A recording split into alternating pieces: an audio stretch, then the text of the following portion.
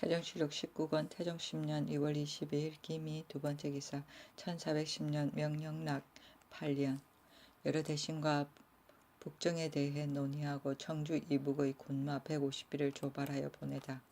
명하여 청주 이북 군마 150필을 조발하여 북정 군사에 보태게 하였다. 처음에 한흥보가 죽은 뒤에 맹가 천모가가 도적을 잡는다고 떠들어 말하고 군사를 거느리고 경원에 이르러 소다로에서 자고 이튿날에는 오농초에서 잤다.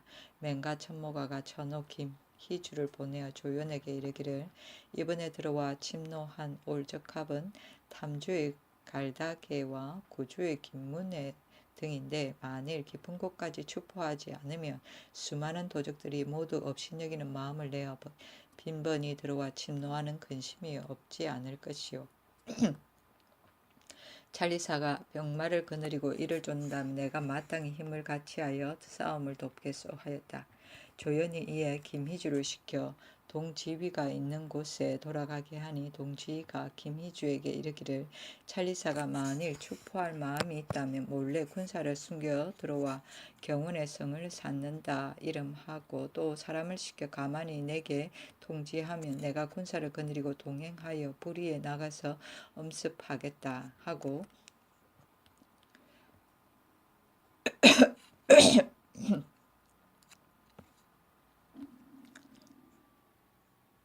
동지의 아후 어허리를 또 말하기를 초목이 무성하여지면 적을 잡기가 어려우니 마땅히 빨리 군사를 행하시오.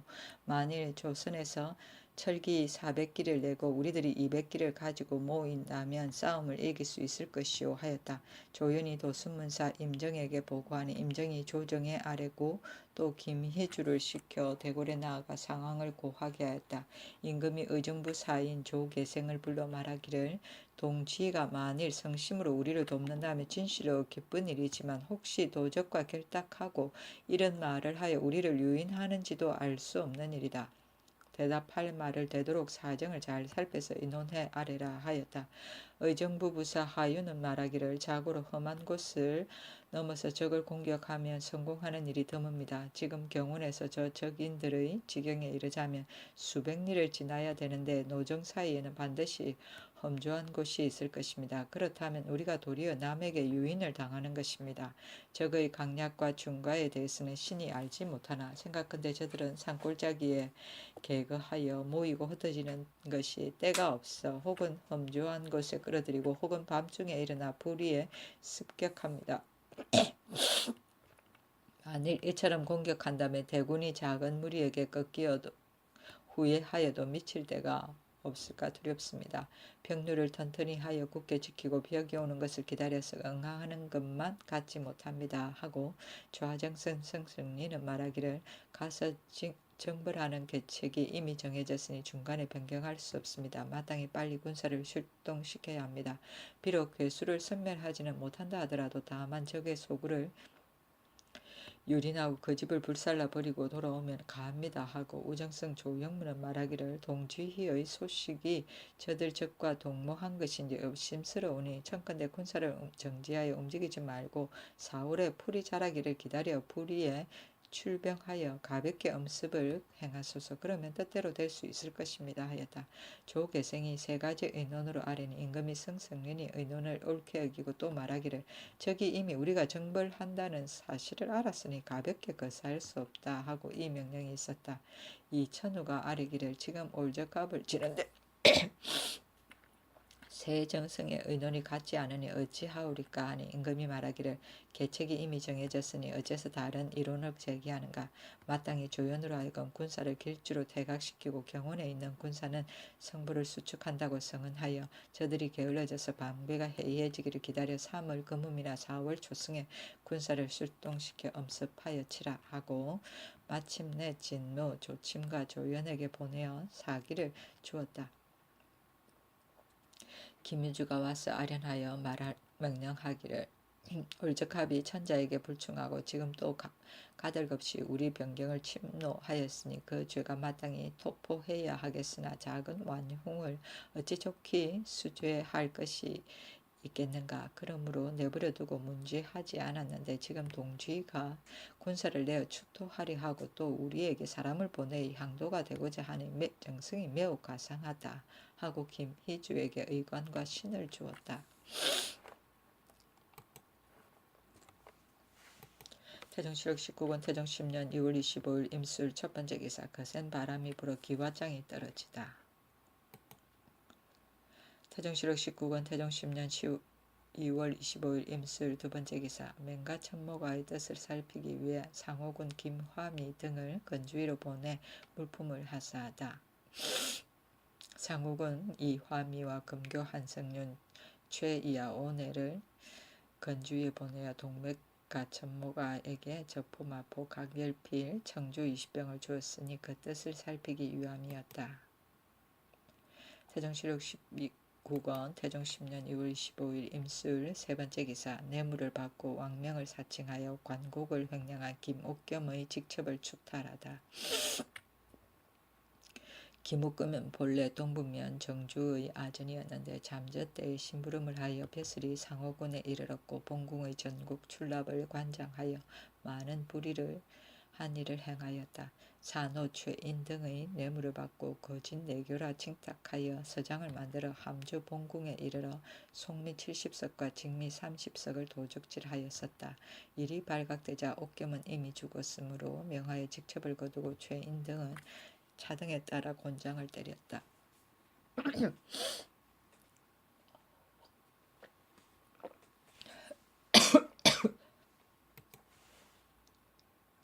태종실록 19권 태종 10년 2월 26일 개해 두 번째 기사. 눈바람이 불고 우박이 내리다. 태종실록 19권 태종 10년 2월 26일 개해 두 번째 기사. 대우군 황석중을 동북면 경차군으로 삼아 동맥 가천모가에게 주찬을 보내다.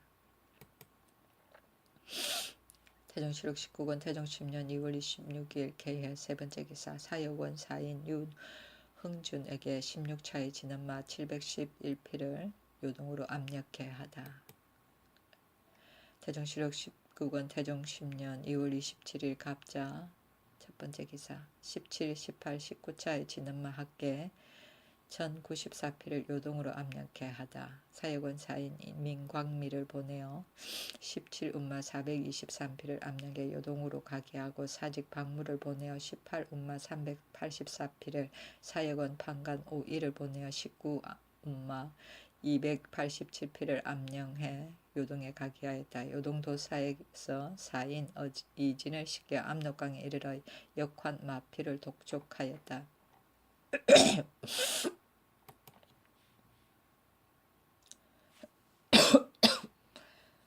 태종실록 19권 태종 10년 2월 27일 갑자 두 번째 기사. 평도전 등에게 경상도 등지의 외적을 막도록 하다. 평도전을 보내어 그 아들 망고와 그 무리 8인을 거느리고 경상, 전라, 강원도에서 외적을 막게 하였다. 조정의 의논이 이르기를 평도전은 마음씨가 사나워서 청량할 수 없습니다. 그 무리들이 한데 모여 서울에 사는 것은 온당치 않습니다 하여 흩어져 살게 한 것이다.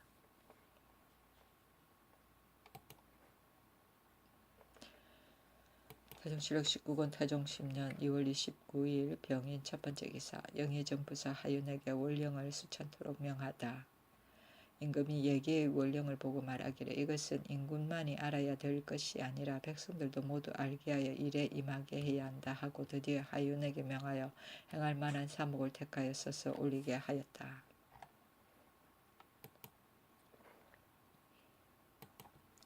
태종실록 19권 태종 10년 2월 29일 병인 두 번째 기사. 전풍에도 도절제사 김계지의 졸기.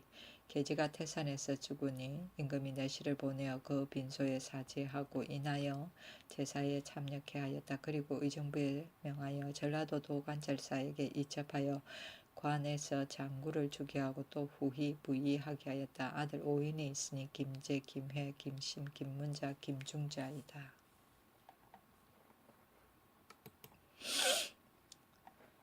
태종실록 19권 태종 10년 2월 29일 병인 세 번째 기사. 경상도 전라도 등지에서 산성을 수축하다.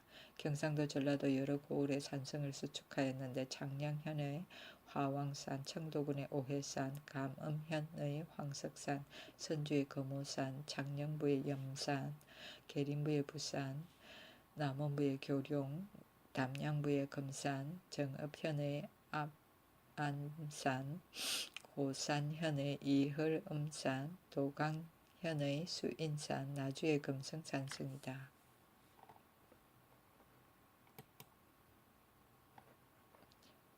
태종실록 19권 태종 10년 3월 1일 정묘 첫 번째 기사. 문소전에 가서 제사 지내다. 태종실록 19권 태종 10년 3월 1일 정묘 두 번째 기사. 중군 호군 전흥을 동북면에 보내 북벌하는 장수들을 위로하고 전지를 내리다. 중군 호군 전흥을 동북면에 보내었으니 궁원을 싸가지고 가서 북벌 장수를 위로하게 함이었다. 인하여 전지하기를 적이 달아나면 이를 쫓아가되 하루 이틀 노정에 지나지 말고 만일 도망하여 숨고 물러가지 않는 자가 있으면 끝까지 수색하여 잡으라 하였다. 태종실록 19권 태종 10년 3월 1일 정묘 세 번째 기사. 금교 한성윤 송희정에게 나이가 늙고 가난하다고 옷등의 물품을 하사하다. 옷 한 벌, 신 한 켤레, 쌀콩 10석을 주었다. 손희정이 나이 늙고 집이 가난하므로 임금이 불쌍히 여기어 이 하사가 있은 것이다. 태종실록 19권 태종 10년 3월 2일 무진 첫 번째 기사. 화성이 귀성 서쪽에 있었다. 간격이 1척쯤 되었다. 태종실록 19권 태종 10년 3월 2일 무진 두 번째 기사. 갑사에 번상하는 법을 세우라고 의흥부에 지시하다. 갑사의 변상법을 베풀게 하였다. 의형부에 전지하기를 신갑사를 취재한 자가 얼마나 되는가 하니 한교가 대답하기를 자원한 자가 많기 때문에 이미 취재한 것이 거의 1천이나 됩니다.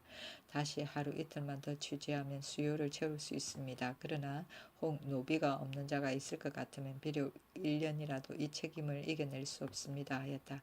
임금이 말하기를 내가 장차 갑사로 하여금 교대로 변상케 하여 당번자는 녹을 받게 하고 하번자는 귀농하게 하겠다 하니 호조판서 이응이 대답하였다. 그렇게 하면 번진과 시위가 모두 부실하게 됩니다. 또 사직과 사정은 중국의 천호와 백호의 직책이니 가볍게 남에게 줄 수 없습니다. 또 어찌 녹을 받는 자로 하여금 교대로 상하번이 되게 할 수 있습니까?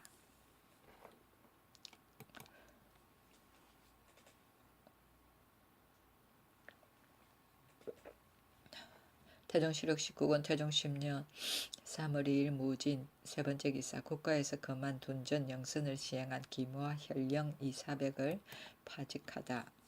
처음에 현인 전별장 고충하기 이사백을 면다해 꾸짖기를 큰 너는 나라의 큰 도적이다 하고 마침내 사백이 범한 것을 조목조목 들어서 관찰사에게 고소하기를 둔전과 영선은 나라에서 분명히 금한 것인데 사백이 이를 범하였다 하였는데 그 나머지는 모두 무고하였다. 그러므로 사백은 여기에 좌죄되어 파직되었고 충악은 구한 것이 두 가지가 사실이기 때문에 좌죄되지 않았다. 임금이 관찰사의 계본을 보고 말하기를 사백은 영을 범하였으니 파직해야 마땅하고 충악은 면대하여 혈령의 죄를 말하고 감사에게 고소하였으니 풍속이 아름답지 못하다.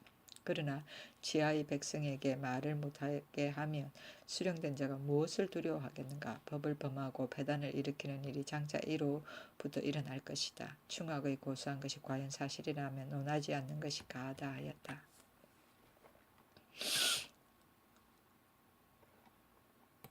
태종실록 19권 태종 10년 3월 2일 무진 네 번째 기사. 사헌부에서 민무고 등을 처단하도록 상소하다. 신하의 불충은 법에 따라 마땅히 배워서 용서할 수 없고 죄는 정한 율이 있으니 사이로 경하게 하고 중하게 할 수 없는 것입니다. 지금 역적 민무고 민무질은 화심을 품고 가만히 간사한 꾀를 끄어 쌓아 이무에게 당부하여 종지를 제거하고자 하였으니 그 불충한 죄가 하늘에 닿고 땅에 달합니다. 이것은 곧 순임금의 사흉이고 주나라 관숙 채숙에 이어서 하루도 천지사에 용납할 수 없는 것이 분명합니다.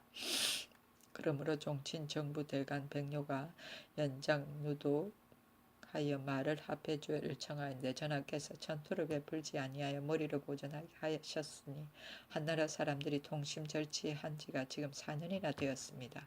다행히 하늘이 신충을 달래어 이 문헌 저자에서 목을 베고 그 도당들이 모두 죄를 받았습니다. 그러나 그 싹이 나는 것은 뿌리가 아직도 남아있기 때문입니다. 그렇다면 난신적자가 어느 때에 그치겠습니까?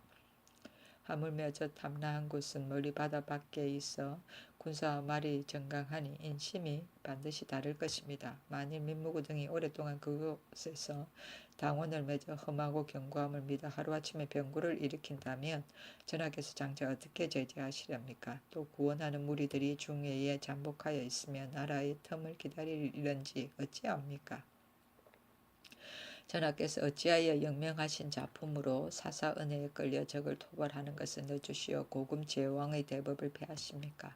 또 적신 이무 등 6사람의 부자로 하여금 마땅히 법에 의하여 처치해야 할 것인데 이들을 주군에 안치하였으니 의리에 순하지 못합니다. 신등은 엎드려 바라건대 전하께서 순임금과 주공의 대법을 본받아 민무구 민무질 및 이무 등 6사람의 부자를 밝게 바로 그 죄를 바루어 나라 사람들의 분함을 위로하고 간당들의 엿보는 희망을 끊으소서. 지평 권탁이 대궐에 나와 전에 올린 소를 윤하하기를 청하니 임금이 말하였다. 경들이 새로 헌부에 제수되었으니 마땅히 이청이 있을 것이다. 연장누독은 잇따라 상소하는 것을 말하고 신충은 임금의 마음을 말한다. 태종실록 19권 태종 10년 3월 4일 경우 첫 번째 기사 동북면에 기근을 진휼케 하다. 지신사 안등이 아래기를 동북면 고주 이북 7, 8군이 사람들이 모두 양식이 떨어져서 굶주림을 면하기에 여념이 없으니 경종의 소망이 없습니다. 하니 임금이 탄식하여 말하였다. 그곳의 감사 수령은 장차 어디에 쓸 것인가? 빨리 정부의 명에 진율하게 하여 굶어 죽지 말게 하고 패농하지 말게 하라. 태종실록 19권 태종 10년 3월 5일 신미 첫 번째 기사 햇무리가 지다. 태종실록 19권 태종 10년 3월 5일 신미 두 번째 기사 대사원 김한로 등이 민무구 등과 그 친족을 좌초하도록 청하다. 소에 이르기를 지난날에 민무구 민무질이 가만히 불귀한 음모를 꾀하였으니 이보다 더 클 수 없는 죄를 어찌 징치하지 않으시 수 있습니까? 전하께서 후하게 은유를 가하시어 그 머리를 보존하게 하여 수년이 되었으니 이른바 악을 징계하는 것이 아닙니다. 이 무등은 죄가 반역에 좌초되었으니 그 아비와 자식을 마땅히 법에 의해 처치해야 할 것인데 전하께서 강등하여 가벼운 법에 따라 외방에 안치하여 편안히 누워서 쉬게 하셨으니 이른바 법을 지키는 것이 아닙니다. 악을 징계하지 않고 법을 지키지 않으면 난역이 뒤를 이어 일어날 것이니 법령은 한갓 문구만 될 뿐입니다. 원컨대 전하께서는 위로 조종의 뜻을 문받고 아래로 신민의 바라는 바를 체납하여 대의로 결단하시어 민무구 민무질과 이무의 아들 이간 이승조 이공유 이공효 이공지 이타 조희민의 아들 조금을 음동, 조가발 그리고 그 아비 조호 유기의 아들 유방성, 유방경, 유선로, 유막동, 유효복 그리고 그 아비 유후, 윤목의 아들 윤주남, 윤소남, 강사덕의 아들 강대, 강말동 등을 유래달에 과제하여 난역의 문을 막고 영세의 관계를 밝게 소수하였다. 임금이 말하기를 이미 끝난 일을 왜 다시 청하는가 하니 대답하기를 지당은 비록 제거되었으나 적의 괴수는 아직도 남아있으니 어찌 끝났다고 말할 수 있습니까? 신등은 생각한데 탐나 사람들은 횡력한 것이 습관이 되어 잠깐 신한 노릇하였다가 금세 반역을 하는데 지금 또 이 두 사람을 그곳에 두었으니 매우 불가합니다. 이들은 스스로 죄악이 깊고 중한 것을 알고 항상 죽기를 면할 계책을 도모하니 가만히 그 백성을 꾀어서 화환을 일으킬지 어찌 알 수 있습니까?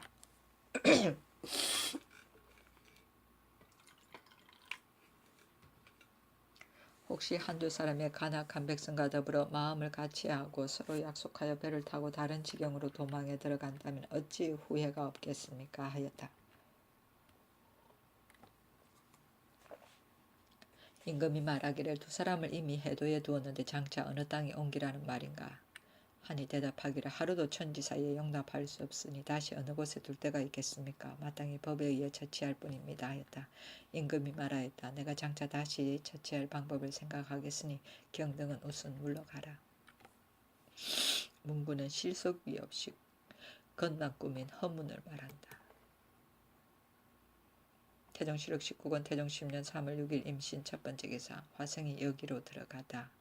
화성과 적시성의 서북쪽 간격이 일척쯤 되었다. 태종실록 19권 태종 10년 3월 6일 임신 두 번째 기사. 사헌부에서 다시 민무고 등의 조율을 청하다. 임금이 말하기를 이 사람이 나라 안에 있어 신청을 번거롭게 함으로 이미 바다 밖에 내쳤는데 지금 또 불가하다니 내가 둘 곳을 알지 못하겠다 하고 이에 정부에 명하여 의논하여 아뢰게 하였다. 정부에서 아뢰기를 이 무리는 천지에 용납할 수 없으니 마땅히 헌부의 상소에 따라 한결같이 법에 의해 처치하소서 하였다. 노유봉이 그대로 아뢰니 임금이 말하기를